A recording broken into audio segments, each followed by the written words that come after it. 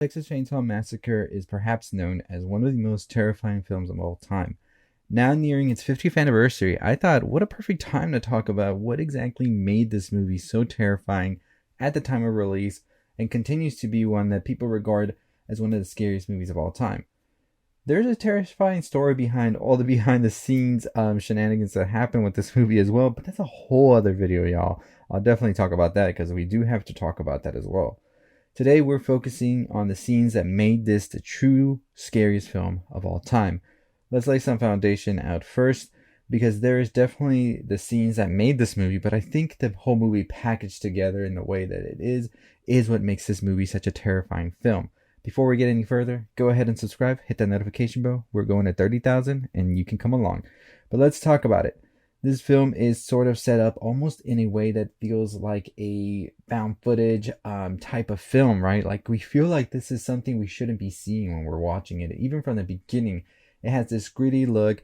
It has these very weird angles. It doesn't feel like it's traditionally shot or any of that. And I think that's what really adds to this as well. And I think this is a movie that has laid the foundation for a lot of horror movies today, with its simple premise of a group of young people being terrorized by a group of evil people. In this case, a family of cannibals. Texas Chainsaw Massacre definitely set the bar and standard for many slashers that came after it, and still today. Even the final girl here, which may or may not have started with this film, but is undoubtedly one of the most famous things about it. Let's go back to the beginning of the film, however, to one of the first kills, well, actually the very first kill if you want to count it in the film, and that is the Kirk kill with the hammer. And it's almost set up in a very voyeuristic quality as well, where it feels like these angles and everything we're seeing is a hidden camera of sorts. Could even go ahead and say a found footage-esque feel as well. When we see Leatherface appear for the first time as well, it is very ghastly and in your face and really sets you back every time you watch it. It's just a very raw feeling to that as well.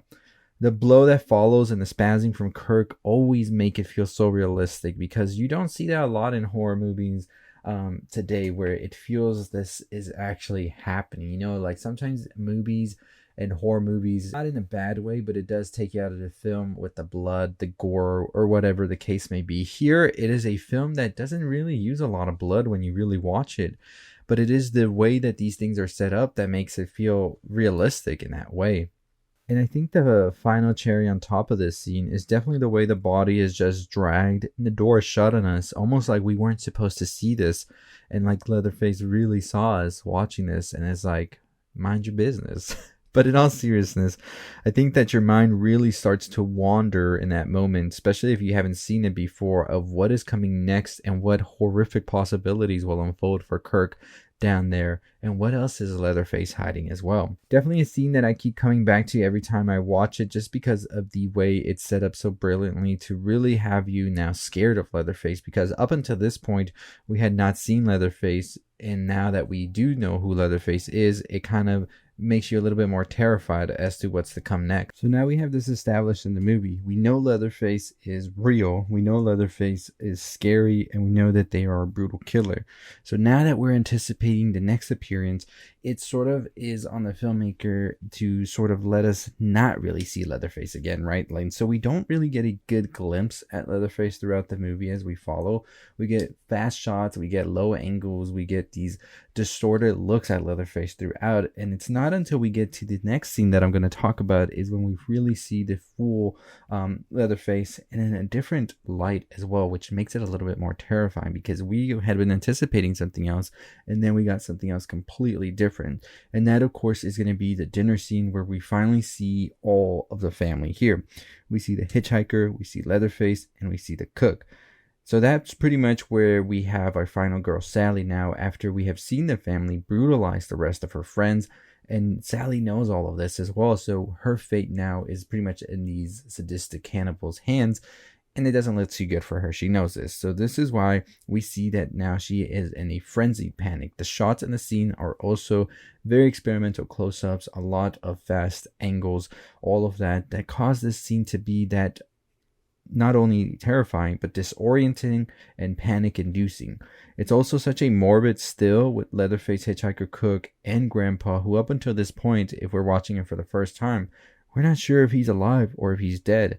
And then if you look at everything laid on the table as well, it is just a very, very morbid scene in general. And I think this is still one of the most infamous scenes in all of horror just because of there not much really happening. Horror movies usually have a lot of moving parts to them, somebody being chased, all of this. But I think the tension here rises more as we are just stuck in this room and it feels very claustrophobic and it just feels like what is about to happen? Like where is she gonna escape? This room is so like small and all of this. Where is it where we're going next, right? So I think that's definitely one of the reasons that it is just a horrific scene. Also, the fact that the family is just mocking her as she is screaming and all of this, it makes the scene feel that much more morbid as you see this person who is screaming bloody murder in order to try and escape and get anybody to help them. And at the same time, this family of sadistic cannibals know nobody's going to come and help. They know they're in the middle of nowhere.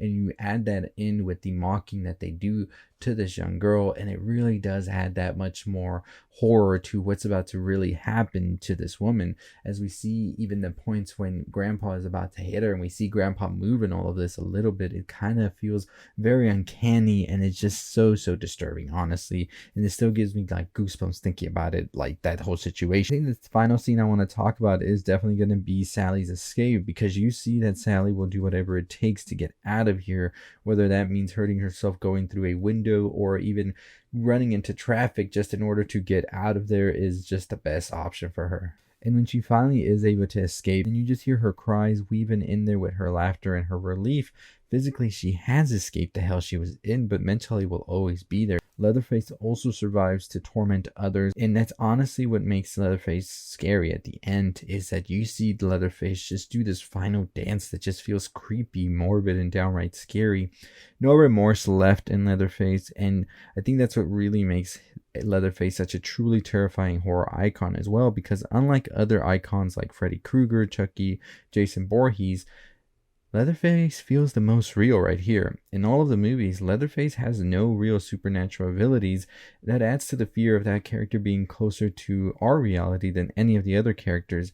And I think it's this whole disconnect and disassociative nature that Leatherface has. It also is added in with the whole thing about how his family takes advantage of him. You can see throughout this movie, and in the later sequels you see it a little bit more, but I think just that little added part there makes you feel for this very tormented character, but at the same time you also are very terrified of them as well, because you know that they are very close to their family, so they will do whatever it takes and whatever their family wants as well, even if that means killing and killing again. And I think that what makes this film stand out from the rest of the films that came after it is definitely that grungy feel and simplistic story that was accompanied by a disturbing amount of imagery and shocking reveals, and just that voyeuristic feeling that it has from beginning to end. Like I said, it is just something that makes it that much more terrifying, that you feel like this is a movie you shouldn't be seeing, and maybe it is a movie you shouldn't be seeing, but at the end of the day, I think that's what keeps people coming for more, is that whole feeling of, I don't think I should be watching this anymore. But, this is my thoughts and opinions on what makes Texas Chainsaw Massacre, the 1974 version, that scary. And let me know what you think. What else did I miss? What else could I talk about more? I'd really like to know. And if you don't find it scary, let me know why. I'm very curious as well. But anyways, that's going to do it for me. Make sure you follow us for more on things you love. We have a ton of more videos coming for you on all the things you love, from music, video games, movies, TV shows, all of that. But as always, I'll see all of you next time. Stay safe, stay positive, y'all.